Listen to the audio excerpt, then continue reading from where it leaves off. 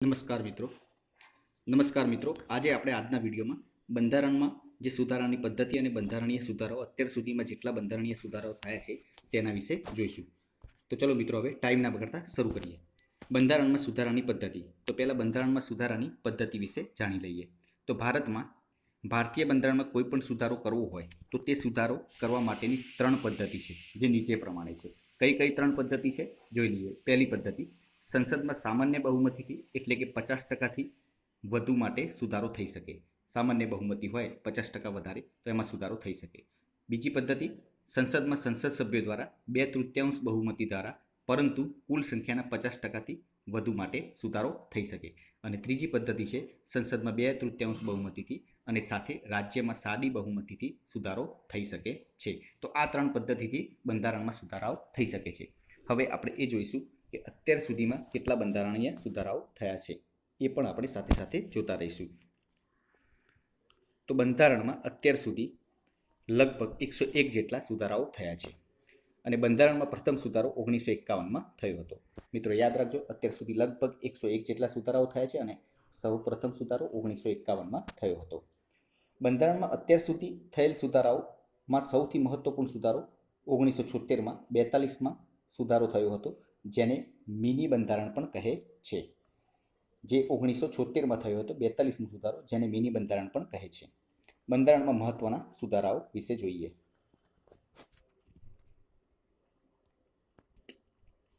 પ્રથમ સુધારો 1951માં થયો હતો. એ મૌલિક અધિકારોમાં સમાનતા, સ્વતંત્રતા તથા સંપત્તિનો અધિકાર સમાજમાં હિતોમાં જોડી દીધો. ન્યાયાધીશોની નિયુક્તિ તથા તેની જગ્યાઓની અનામત અંગેની જોગવાઈ કરવામાં આવી હતી. પ્રથમ સુધારો 1951માં. બીજો સુધારો 1953માં, રાજ્યોને સંસદમાં પ્રતિનિધિત્વ આપવામાં આવ્યું છે. રાજ્યોને સંસદમાં પ્રતિનિધિત્વ આપવામાં આવ્યું, જે બીજો સુધારો કરવામાં આવ્યો 1953માં. સાતમો સુધારો 1956માં, જેમાં 14 રાજ્યો તથા 6 કેન્દ્ર શાસિત પ્રદેશોને રાજ્ય તરીકે માન્ય ગણવામાં આવ્યા, જે સાતમો સુધારો હતો. આઠમો સુધારો 1960માં, અનુસૂચિત જાતિ અને જનજાતિ માટે અનામત બેઠકોની ફાળવણીનો સમય 10 વર્ષથી વધારીને 20 વર્ષ કરવામાં આવ્યો, જે 1960માં જેમાં સુધારવામાં આવ્યો. 10 વર્ષથી વધારીને 20 વર્ષ કરવામાં આવ્યો અનુસૂચિત જાતિ અને જનજાતિ માટે અનામતની બેઠકોની ફાળવણીમાં. 10મો સુધારો 1961માં, દાદરા તથા નાગર હવેલી વિસ્તાર ભારતનો બની ગયો, જે 1961માં સુધારો કરવામાં આવ્યો. 12મો સુધારો 1961માં, એ પણ ગોવા, દમણ અને દીવ ભારતમાં જોડાયા, જે 12મા સુધારણામાં જોડાયા.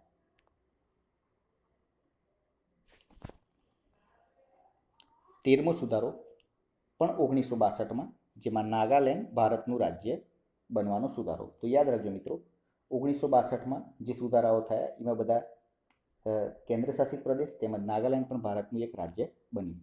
14મો સુધારો 1962માં, એમાં પણ ફ્રાન્સના આધિપત્યનું પાંડિચેરી ભારતમાં જોડાઈ ગયું, જે અંગે સુધારો કર્યો. 15મો સુધારો 1963માં, એટલે કે જે કેન્દ્ર શાસિત પ્રદેશો જોડાયા એ મોસ્ટલી 1962માં સુધારાઓમાં જોડાયા. 15મો સુધારો 1963, ઉચ્ચ ન્યાયાલયના ન્યાયાધીશની સેવા નિવૃત્તિ વય મર્યાદા 60 વર્ષથી વધારીને 62 વર્ષની કરવામાં આવી, જે 15મો સુધારો કરવામાં આવ્યો. 21મો સુધારો 1967માં, બંધારણના 8મા પરિશિષ્ટમાં સિંધી ભાષાને ઉમેરવામાં આવી. 26મો સુધારો 1971, રાજાના સાલિયાણા તથા વિશેષ અધિકારો બંધ કરી દેવાના હતા. એટલે કે રાજાને જે અમુક આપવામાં આવતા હતા પૈસાના, જે સાલિયાણું આપવામાં આવતું હતું, જે 1971માં બંધ કરી દેવામાં આવ્યું, જે ઇન્દિરા ગાંધીની સરકારે બંધ કર્યા હતા. નેક્સ્ટ 31મો સુધારો 1973માં, લોકસભાના સભ્યોની સંખ્યા 525થી વધારીને 545 કરવામાં આવી, જે 31મો સુધારો હતો. 36મો સુધારો 1975માં, આ સુધારાથી સિક્કિમ ભારતનું 22મું રાજ્ય બન્યું, જે 36મા સુધારા દ્વારા સિક્કિમ ભારતનું 22મું રાજ્ય બન્યું. 37મો સુધારો 1975માં, અરુણાચલ પ્રદેશને વિધાનસભાનો દરજ્જો અપાયો, જે 37મો સુધારો હતો. 42મો સુધારો 1976માં 42મો સુધારો. આ સુધારાથી બંધારણની પ્રસ્તાવનામાં સુધારો કરાયો. સમાજવાદી અને બિનસાંપ્રદાયિક નવા શબ્દો ઉમેરવામાં આવ્યા. રાજ્ય નીતિ નિર્દેશક સિદ્ધાંતો પર મહત્ત્વ આપવામાં આવ્યું. મૂળભૂત અધિકારો પર નિયંત્રણ રાખવામાં આવ્યું. મૂળભૂત ફરજો ઉમેરવામાં આવી. રાષ્ટ્રપતિ મંત્રીમંડળની સલાહ માનવા બંધાયેલી છે. રાષ્ટ્રપતિ કલમ 356 નીચે કોઈપણ રાજ્યમાં 1 વર્ષ સુધી રાષ્ટ્રપતિ શાસન લાદી શકાય છે. તે સુધારા દ્વારા ફેરફારો કરવામાં આવ્યો. 44મો સુધારો 1978. મિલકતના અધિકારોને રદ કરવામાં આવે. લોકસભા વિધાનસભાનો સમયગાળો 6 વર્ષમાંથી 5 વર્ષનો આ સુધારાથી કરવામાં આવ્યો. યાદ રાખજો મિત્રો, ઇમ્પોર્ટન્ટ છે. 44મો સુધારો 1978માં મિલકતનો જે આપણો મિલકતનો અધિકાર હતો તેને રદ કરવામાં આવ્યો. તેમજ લોકસભા વિધાનસભાનો સમયગાળો 6 વર્ષ હતો પહેલાં, જેને 5 વર્ષ કરવામાં આવ્યો. 47મો સુધારો 1984. 9મા પરિશિષ્ટમાં જમીન સુધારાને લગતા 14 કાયદાઓ ઉમેરવામાં આવ્યા. 52મો સુધારો 1985.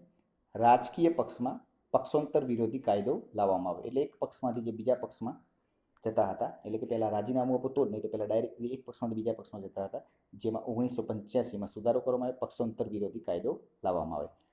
53મો સુધારો 1986. આ સુધારાથી મિઝોરમ ભારતનું 24મું રાજ્ય બન્યું. આપણે ઇમ્પોર્ટન્ટ વસ્તુ બની શકે, ભારતનું મિઝોરમ કયું રાજ્ય બન્યું? તો 24મું રાજ્ય બન્યું. 53મો સુધારો 1986માં. નેક્સ્ટ 54મો સુધારો 1986. સુપ્રીમ કોર્ટના અને હાઈકોર્ટના ન્યાયાધીશોના પગારમાં વધારો કરવામાં આવ્યો. ભારતના વરિષ્ઠ ન્યાયમૂર્તિને ₹10,000 માસિક, હાઈકોર્ટના મુખ્ય ન્યાયાધીશને ₹9,000 માસિક તથા હાઈકોર્ટના ન્યાયાધીશને ₹8,000 માસિક પગાર આ સુધારાથી નક્કી થયો. 57મો સુધારો 1987. આ સુધારાથી ગોવા ભારતનું 25મું રાજ્ય બન્યું. આ પણ ઇમ્પોર્ટન્ટ બની શકે છે. ગોવા ભારતનું કયું રાજ્ય બન્યું? 25મું રાજ્ય બન્યું 57મા સુધારા દ્વારા 1987માં. 61મો સુધારો 1989માં. આ સુધારા દ્વારા ચૂંટણી માટે મતદાતા માટે 21 વર્ષની ઉંમરને બદલે 18 વર્ષની કરવામાં આવી. પહેલાં 21 વર્ષ હતી, એના બદલે 18 વર્ષની કરવામાં આવી મતદાન માટે, અને મતાધિકારનો હક 18 વર્ષે આપવામાં આવે છે. 62મો સુધારો 1989. લોકસભા અને વિધાનસભાઓમાં અનુસૂચિત જાતિ અને અનુસૂચિત જનજાતિની બેઠકોની અનામતની મુદત 10 વર્ષે વધારાઈ, જે 2000 સુધી અમલમાં રહેશે. આ સુધારો 62મો કરવામાં આવ્યો. 66મો સુધારો 1990માં. બંધારણમાં 9મા પરિશિષ્ટમાં 55 નવા જમીન સુધારાના કાયદા ઉમેરવામાં આવ્યા. 66મો સુધારો 1990માં. 69મો સુધારો 1991માં. કેન્દ્રશાસિત પ્રદેશ દિલ્હીનું નામ રાષ્ટ્રીય રાજધાની ક્ષેત્ર રાખવામાં આવ્યું તથા દિલ્હીમાં 70 સભ્યોવાળી વિધાનસભા રચવામાં આવશે તેવી જોગવાઈ આ સુધારા દ્વારા કરવામાં આવી. 70મો સુધારો 1962. પાંડિચેરી તથા દિલ્હી વિધાનસભાના સભ્યો રાષ્ટ્રપતિની ચૂંટણીઓમાં ભાગ લઈ શકે તેવો અધિકાર આપવામાં આવે. 71મો સુધારો 1992.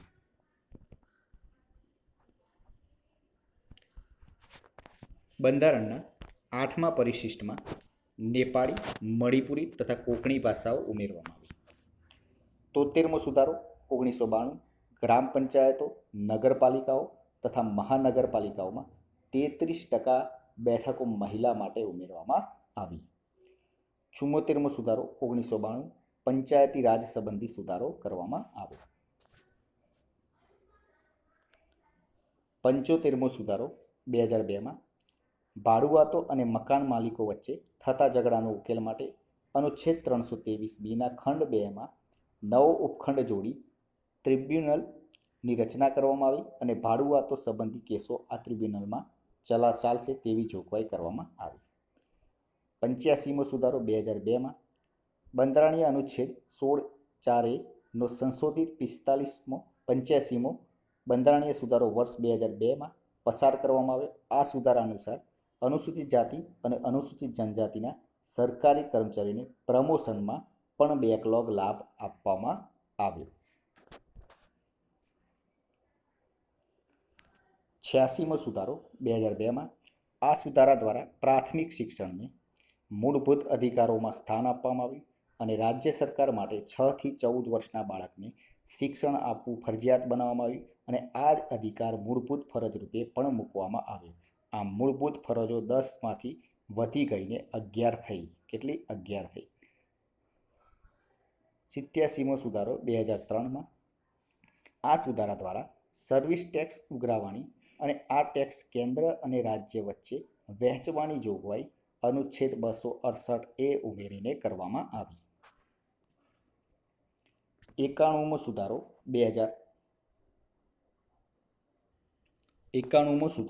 2003માં આ બંધારણીય સુધારા દ્વારા પક્ષ પલટાને સંપૂર્ણપણે પ્રતિબંધિત કરવામાં આવ્યો. આ પહેલાં પક્ષના 1/3 સભ્યો એકસાથે બીજા પક્ષમાં જાય તો તેને કાયદેસર બનવાની જોગવાઈ પક્ષ પલટા વિરોધી કાનૂનમાં હતી, પરંતુ આ સુધારા દ્વારા આ જોગવાઈ રદ કરવામાં આવી. 92મો સુધારો 2003માં બોડો, ડોંગરી, મૈથાલી અને સંથાલી ભાષાઓનો 8મી અનુસૂચિમાં સમાવેશ કરવામાં આવ્યો. 93મો સુધારો 2005માં ખાનગી શિક્ષણ સંસ્થાઓમાં અન્ય પછાત વર્ગ માટે 27% અનામતની જોગવાઈ કરવામાં આવી. 94મો સુધારો 2006 ઝારખંડનું અલગ રાજ્ય રચાતા બિહારમાં અનુસૂચિત જનજાતિની વસ્તી ઘટતી જતાં એસટી ખાસ મંત્રીની જોગવાઈ બિહારમાંથી રદ કરી ઝારખંડ અને છત્તીસગઢ માટે કરવામાં આવી. 95મો સુધારો 2009માં એસસી અને એસટી માટેની અનામત 70 વર્ષ સુધી ચાલુ રાખવાની જોગવાઈ એટલે કે 25 જાન્યુઆરી 2020 સુધી લંબાવવામાં આવી. 96મો સુધારો 2011 ઓડિશા રાજ્યનું નામ બદલીને ઓડિશા કરવામાં આવ્યું. તો મિત્રો, આ હતા આપણા આજના બંધારણીય સુધારાઓ. વિડીયો પસંદ આવ્યો તો મિત્રો લાઈક કરજો, શેર કરજો પોતાના મિત્રો જોડે અને ચેનલને સબસ્ક્રાઈબ કરવાનું ભૂલતા નહીં, જેથી કરીને આવનાર દરેક વિડીયોની નોટિફિકેશન આપને સૌપ્રથમ મળી રહે અને આપની તૈયારીમાં વધારો થઈ શકે. તો ચલો મિત્રો, હવે કાલે જાહેર વહીવટને લગતા વિડીયો સાથે ફરીથી મળીશું. જય હિન્દ, જય ભારત.